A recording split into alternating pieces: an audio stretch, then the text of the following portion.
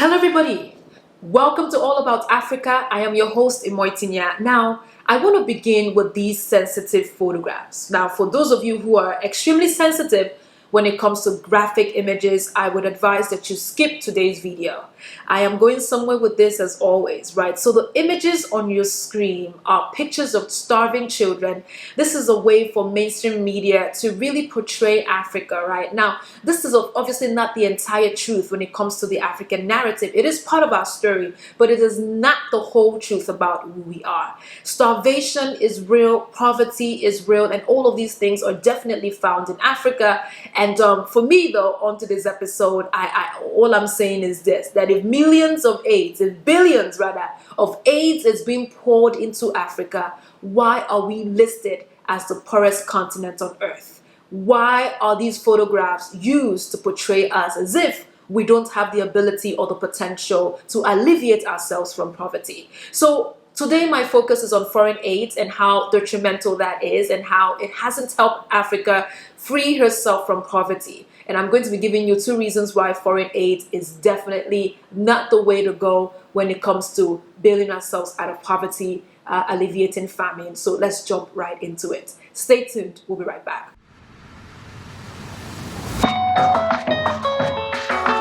So you're familiar with celebrities coming together to put together a benefit concert. I mean, Michael Jackson did one in 1985 where he brought together nationally acclaimed artists, right, to record the song We Are the World. This is Michael Jackson's goal, though, the king of pop, right? You know who this guy is. Who doesn't know Michael Jackson? His goal was to raise funds, and those funds were supposed to be used to distribute among countries in Africa as a way to alleviate famine, right?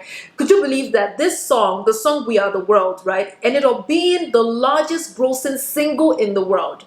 Right? Largest grossing single in recorded history or the history of music. About 60 million was raised, and all of those funds were obviously distributed to Africa. All those proceeds were given to the African countries, right? Or Africans, whichever it was. Yet and still, Africa is so poor. We have foundations like Bill Gates, we have UNICEF, we have all of these charities coming into Africa, trying to help us get out of poverty, creating strategies that are obviously not working, right, to alleviate us from poverty, yet and still Africa is still poor.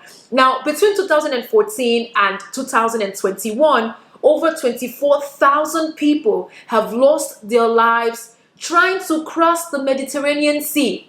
That's because Africa is poor. In a wealthy country, nobody will be fleeing for any form of safety or any form of for a greener pasture, as they say. Right now, these bodies have become fish food, right? They're being fed to fishes, unfortunately. Now, here's something I found today that blew my mind away. Africa is a wealthy continent for sure. Let me give you a very prime example. The Democratic Republic of Congo is widely considered to be the richest country in the world regarding its natural resources. So Congo is blessed. Every level, their raw material, right, can be accounted for if we were to weigh their raw material, if we were to sell all their raw material, right, their raw material rather, it's about 24 trillion. So Congo has the money to alleviate itself from poverty and to alleviate the rest of Africa from poverty. But could you believe that Congo is actually one of the poorest countries in the world? It's listed as one of the poorest countries in the world. Now, I was curious to know who is in charge of giving us these monies. Where are these foreign aids coming from? Where are these so-called monies to help us alleviate our pain, our struggles? Where are these monies coming from, right? I found out that China, which I'm not surprised, is now the largest non-traditional contributor of aid to sub-Saharan African countries.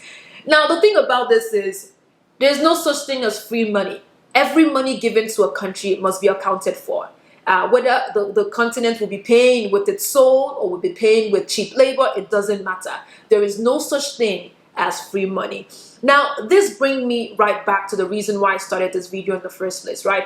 Two reasons why I think aid is detrimental to the growth of Africa. Why I think it's not helping, why I think it was never designed to help Africa, why I feel as though it will not help Africa alleviate herself from poverty. And one of the things that I want to talk about is that aid, money from other countries, foreign aid, right, creates dependencies. You know who helped me understand this particular phrase? Akon says it best. Here's an interview that he did a couple of years ago. Here's an interview that he did where he talks about the danger of aid and how it is not beneficial when it comes to alleviating Africa from poverty. So let's take a listen at what Akon said. You yourself have said that you don't think charities in Africa really work. Why not? Charity doesn't work in Africa. You know, this is why we took the for-profit approach, because ultimately if people get used to just asking and you're giving, there's no incentive to want to do it on your own, or no incentive to actually move further. It's like, you can say welfare in the United States. If you know that you're going to get a government check every month, why go to work? You know, Africa don't have welfare, so you're not getting a check from the government. They're relying on aid from foundations and so on and so forth. So ultimately what happens with the population, you weaken them, because now they're not given the tools necessary to fish on their own, or, you know, produce on their own, or develop on their own, because they don't have the education, they don't have the finances, and there's nothing there that gives them that extra boost to be able to confirm to them that, okay, if I go on my own, that there's a possible success waiting down the road. But exactly. When you give people money, they don't know the value of it. When you give people money without them working for it, according to Akon, they become lazy, right? But when you create opportunity for them to work and earn the money, they appreciate where the money is coming from and they manage their money wisely. As a Nigerian person, we send money home to our families who are back home. Every African does this. Every person really from a different country living in the US, we all do this, right? In the US, when a person loses their job, they have something called welfare, which is what Akon was alluding to. Welfare is where you go, you fill out a form, and the government helps you until you get on your feet. Africa do not have a system established for herself. We, the people abroad, are the welfare we are the welfare to our family. We're the ones taking care of the basic needs of our family. That is because Africa doesn't have an economy that promotes stability, that promotes self-sufficiency. If anything, we are reliant on each other. We are reliant on people who are outside of the country. And for those of us who don't have family member outside of the country, they are definitely struggling and fighting to literally stay sane, right? Because poverty is real.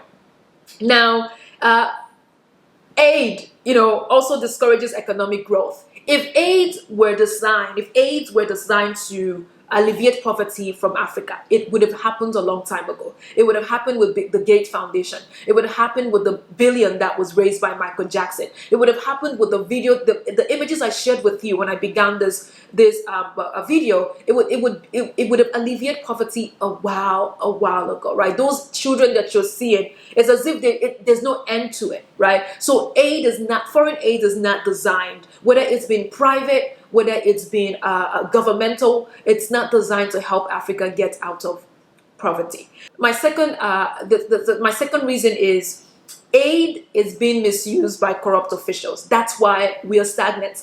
That's 100% reason why we aren't going anywhere with the progress or when it comes to alleviating poverty in Africa. There's a woman by the name Zambi Sambo. She's a national bestseller. Her book, Dead Aid, actually points these things out. She talks about how aid that has been poured into Africa over the years has only caused us to remain. It hasn't reduced poverty. If anything, poverty level continues to escalate and growth rate has steadily declined. So she talks about how aid is really not helping Africa. And she explained in this clip that I'm about to share with you that these monies that are being poured into Africa is not being accounted for. So if we don't know how the money borrowed leg, if we don't know how the money walked out of the bank, if nobody is keeping track of how the money is being used, then what's the point of giving us money in the first place? So let's take a listen at what Zambi said when it comes to corrupt officials as it relates to government aid. The problem with aid, which is essentially giving free money to somebody with no recourse, means that the incentive structure, it introduces a very negative incentive structure. You can steal that money and have no recourse. You can use that money for non-productive activities and there's no penalty. There's no punishment. You don't lose office. You don't end up in jail. And because of that, what in economics it call there's a rent without, you cannot have rent seeking, which is the economic term for corruption or graft.